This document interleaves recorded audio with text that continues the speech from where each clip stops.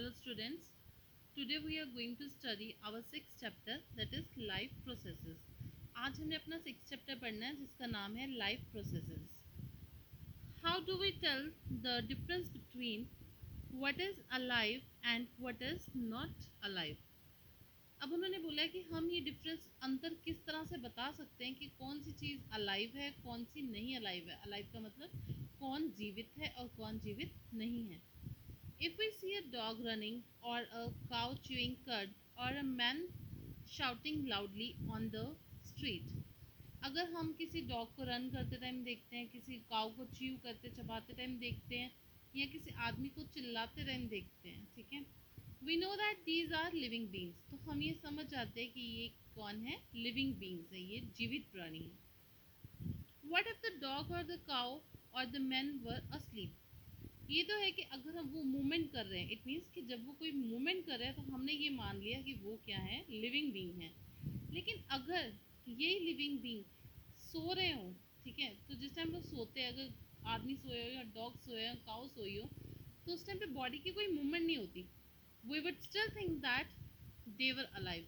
तब भी हम उनको जीवित ही मानते हैं. But how did we know that? पर हमें ये पता कैसे लगता है? We see them breathing and we know that they are alive. सबसे पहले हमने बात की मूवमेंट की, ठीक है. इट मीन्स कि हम जब किसी की मूवमेंट देखते हैं, किसी ऑर्गेनिज्म की मूवमेंट देखते हैं, तो हम ये मान लेते हैं कि वो जीवित है. मूवमेंट जो है इस क्राइटेरिया के बाहर, इसके अलावा भी और कुछ बातें ऐसी हैं जिनको हम नोट करके बता सकते हैं कि वो जीवित है या नहीं. उसमें से ही ये चीज़ है ब्रीदिंग. ब्रीदिंग मतलब सांस लेना.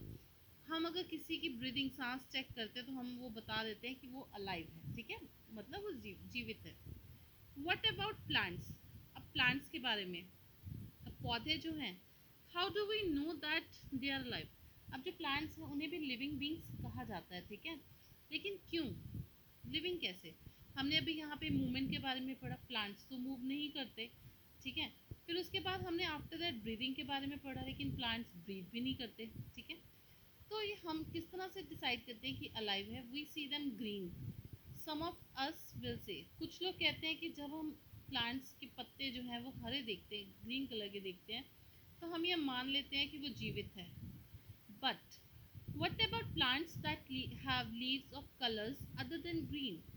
लेकिन कुछ प्लांट्स ऐसे भी हैं जिनके लीव्स जो हैं वो ग्रीन नहीं होते, ठीक है, कुछ और डिफरेंट कलर्स के होते हैं. तो हम उस टाइम पे किस तरह से डिफरेंस बता सकते हैं कि वो अलाइव है?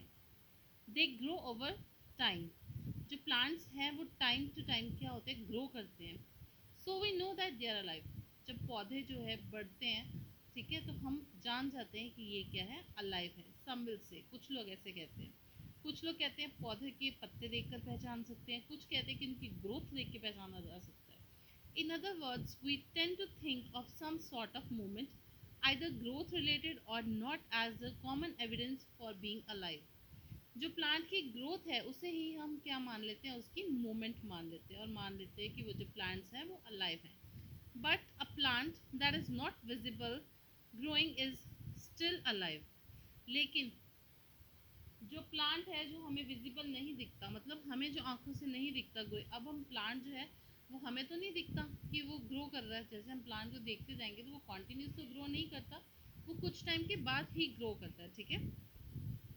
But a plant that is not visible growing is still alive. लेकिन वो फिर भी क्या है, अलाइव है. And some animals can breathe without visible movement. कुछ एनिमल्स ऐसे हैं जो कि विजिबल मूवमेंट, जो हमें नहीं दिखता कि वो सांस लेते हैं, ठीक है, लेकिन वो फिर भी क्या है, अलाइव हैं. So using visible movement as the defining characteristic of life is not enough.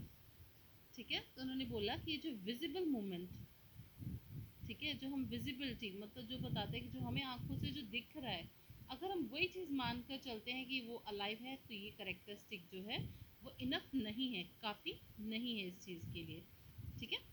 Movements over very small scales will be invisible to the naked eye movements of molecules. For example, जैसे molecules हैं, ठीक है, जिन्हें हम naked eye से, naked eye मतलब नंगी आंखों से नहीं देख सकते. कुछ छोटे छोटे जीवाणु ऐसे भी होते हैं, वो उनकी मूवमेंट जो हम नहीं देख सकते, इनविजिबल होती है हमारे लिए, लेकिन वो भी क्या होते हैं, अलाइव होते हैं. For example, in this invisible molecular movement necessary for life. अब उन्होंने कहा कि क्या ये जो इनविजिबल मॉलिक्यूलर मूवमेंट्स हो रही है, क्या ये लाइफ के लिए, जीवन के लिए ज़रूरी है? If we ask this question to professional biologist, अगर हम किसी प्रोफेशनल बायोलॉजिस्ट से ये क्वेश्चन करते हैं तो वो बोलेंगे येस, हाँ, in fact virus do not show any molecular, there is a controversy about whether there are truly alive और नॉट। अब उन्होंने बोला कि जैसे वायरस है, कोई वायरस है, वो क्या है, मॉलिक्यूलर मूवमेंट उसमें नहीं होती, लेकिन ये कब पता लगता है, जब ये इन्फेक्टेड कर देते हैं कुछ सेल्स को, ठीक है। तो अभी इस चीज़ के ऊपर कंट्रोवर्सी है कि क्या वो चीज़ अलाइव है या नहीं है। Why are molecular movements needed for life, molecular movements जो है वो लाइफ के लिए ज़रूरी क्यों है? We have seen in earlier classes that living organisms are well organised structures, they can have tissues have cells have smaller components in them। हमने जब बॉडी का स्ट्रक्चर के बारे में अपने पढ़ा, ठीक है, पहले जो आपकी क्लासेस हैं उसमें आप पढ़ चुके हो, हमें पता है हमारी बॉडी के अंदर जो है सेल्स हैं, टिश्यूज़ हैं, ब्लड सेल्स हैं, टिश्यूज़ हैं, ठीक है, वो छोटे जो सेल्स हैं वो छोटे छोटे कंपोनेंट्स के जो बने हुए हैं। Because of the effects of the environment, this organized ordered nature of living structure is very likely to keep breaking down over time। If order breaks down, the organism will no longer be alive।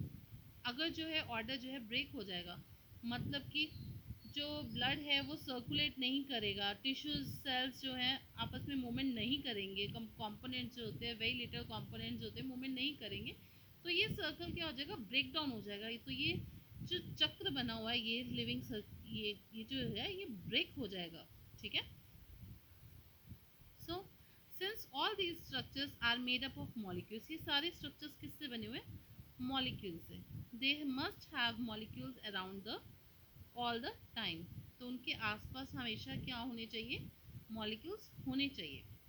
What are the maintenance processes in living organisms.